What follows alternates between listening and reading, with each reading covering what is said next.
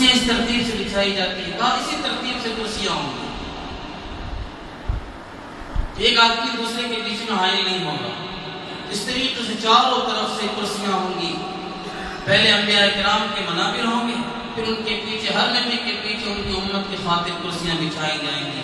کنارے کے اندر فانوس ہوں گے، غالیچے ہوں گے، بیچ میں حق سبحانہ و تقدس کی کرسی آئے گی، اللہ سبحانہ و تعالیٰ کی کرسی آئے گی، جس کرسی کا تذکرہ اللہ تبارک و تعالیٰ نے قرآن کریم میں فرمایا وسع کرسیہ السماوات والارض۔ اس کرسی کی عظمت کے تعلق سے جناب نبی کریم صلی اللہ علیہ وسلم نے حدیث میں بیان فرمایا کہ وہ کرسی اتنی بڑی ہوگی کہ زمین و آسمان، ساتوں زمین اور ساتوں زمین اور آسمان، یہ سب کے سب اس کے سامنے ایسے ہوں گے جیسے میدان کے اندر ایک چھلا پڑا ہو۔ ایک میدان ہے، مان لیجیے یہ ایک میدان ہے، آپ اس کے اندر ایک چھلا رکھ دو، اس میدان کی وسعت کے سامنے اس چھلے کی کیا حیثیت ہوگی؟ کہ اس کرسی کے سامنے ساتوں زمین اور ساتوں آسمان کی حیثیت چھلے کسی ہوگی، کرسی اتنی عظیم ہو۔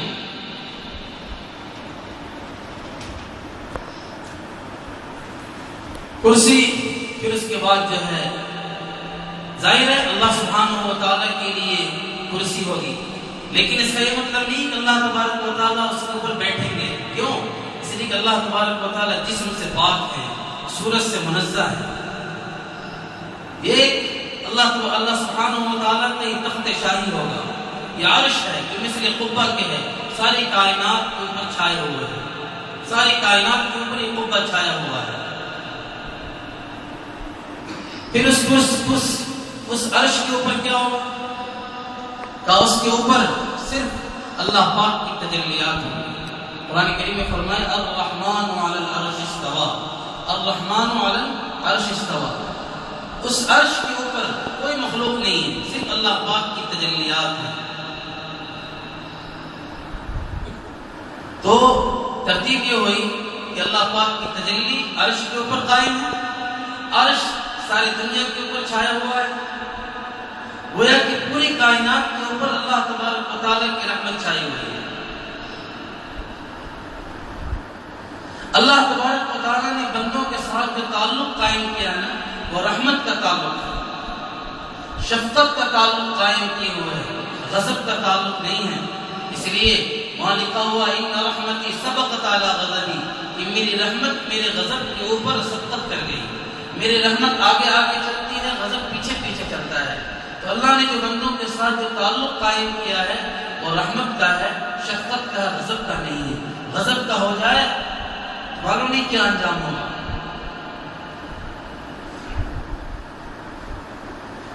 تو وہی جو تخت شاہی ہے اللہ سبحانہ و تعالیٰ کا، وہاں سے پھر احکام نکلتے ہیں، احکام صادر ہوتے ہیں اور سارے دنیا کے اوپر آتے ہیں۔ جس طریقے سے دنیا کے اندر تخت شاہی سے احکام صادر ہوتے ہیں اور پورے ملک میں وہ فرمان پہنچتا ہے، اسی طریقے سے اللہ تبارک و تعالیٰ کے فرمان وہاں سے جاری ہوتے ہیں اور وہ زمین کے اوپر اور ساری کائنات کے اوپر آتے ہیں۔ تو ترتیب یہ ہوئی کہ دیکھیے اللہ کی رحمت کی تجلی عرش کے اوپر مستوی ہے، عرش کے نیچے سمندر ہے، اس کے نیچے 100 جنتیں ہیں، ہر جنت آسمان و زمین سے بڑی ہے، پھر اس کے نیچے 7 آسمان ہیں، پھر فضا ہے، پھر یہ زمین ہے، زمین کے نیچے پھر 7 زمین۔ اس طریقے سے یہ وہ میدان جو ہے جنت کے بالائی حصے میں ہوگا جس کو مزید کہتے ہیں۔ پھر جب میدان سج جائے گا، انبیاء کرام تشریف لے آئیں گے، ان کی امتی آ جائیں گے، جنتی لوگ اس طریقے سے آئیں گے۔ فرمایا جب میدان کی کرسیاں لگ جائیں گی تو اہل جنت مختلف طریقوں سے آئیں گے، کوئی ہوا کی دوش پر سفر کرتا ہوا آئے گا، کوئی گھوڑے پر سوار ہو کر آئے گا، جس کی جیسی شان ہوگی اس طریقے سے وہ اپنی سواری پر سوار ہو کر اس میدان میں آئے گا اور بیٹھے گا۔ جب سارے لوگ آ جائیں گے تو لوگ یہ محسوس کریں گے کہ اب حق سبحانہ و تعالیٰ کی تجلی ظاہر ہونی چاہیے، لہذا اس کے بعد حق سبحانہ و تعالیٰ کی تجلی ظاہر ہوگی، تجلی ظاہر ہوگی، اس طریقے سے تجلی ظاہر ہوگی کہ سب لوگ محسوس کریں گے، اس طریقے وہ کرسی جس کی عظمت کے بارے میں آپ صلی اللہ علیہ وسلم نے فرمایا کہ آسمان و زمین اس کے سامنے ایک چھلے کے برابر ہے، وہ کرسی بوجھ کے مارے چرچرائے گی، چرچر کرے گی، چرچرائے گی۔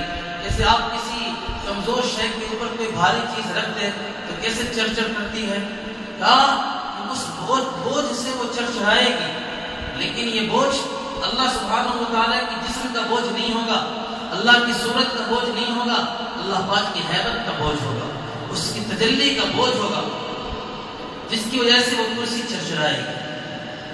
پھر اس کے بعد داؤد علیہ السلام کو حکم دیا جائے گا کہ آپ اپنی آواز سے سارے جنتی کو مستفیض کریں۔ داؤد علیہ السلام جن کی آواز میں اللہ تبارک و تعالیٰ نے عجیب کشش رکھی تھی، دنیا کے اندر جب وہ کوئی مناجات پڑھتے تھے تو انسان چرند اور پرند بھی یعنی ان کی آواز کے اوپر فریفتہ ہو جاتے تھے، استغراق کی کیفیت طاری ہو جاتی تھی، لوگ چرندوں اور پرندوں کے اوپر بھی کیف طاری ہو جاتا تھا۔ ان کو حکم دیا جائے گا کہ آپ اپنی آواز سے جنتیوں کو مستفیض کریں، وہ مناجات اللہ پاک کی بارگاہ میں مناجات پیش کریں گے، اتنی سریلی آواز ہوگی، اتنی خوش دلانی کے ساتھ وہ اللہ پاک کی مناجات پیش کریں گے، سارے اہل جنت کے اوپر ایک قسم کا کیف چھا جائے گا، سرور چھا جائے گا۔ پھر اللہ سبحانہ و تعالیٰ فرشتوں سے کہیں گے کہ بھائی ان کو شراب طہور پلایا جائے۔ جب شراب طہور پلایا جائے گا تو استغراق کی کیفیت میں مزید اضافہ ہو جائے گا، کیف بڑھ جائے گا اور سرور بڑھ جائے گا۔ یہ شراب طہور جو وہاں پلائی جائے گی یہ دنیا کی شراب کی مانند نہیں ہوگی۔ دنیا کی شراب کے اندر تلخی ہوتی ہے، کرواہٹ ہوتی ہے، وہاں کی شراب کے اندر شیرینی ہوگی، مٹھاس ہوگا، ایک خاص قسم کی حلاوت محسوس ہوگی۔ دنیا کی شراب پیتے ہیں تو پینے والے جانتے ہیں کہ ان کی عقل معاف ہو جاتی ہے، عقل پہ پردہ پڑ جاتا ہے، اس لیے اس کو جو ہے خمر کہتے ہیں۔ دنیا کی شراب پینے سے عقل چلی جاتی ہے، انسان بالکل پاگل بن جاتا ہے، مجنون بن جاتا ہے۔ وہاں کی شراب پی کے انسان عقل تیز ہو جائے گی، معرفت بڑھ جائے گی، بصیرت بڑھ جائے گی، عقل کے اندر تیزی آ جائے گی۔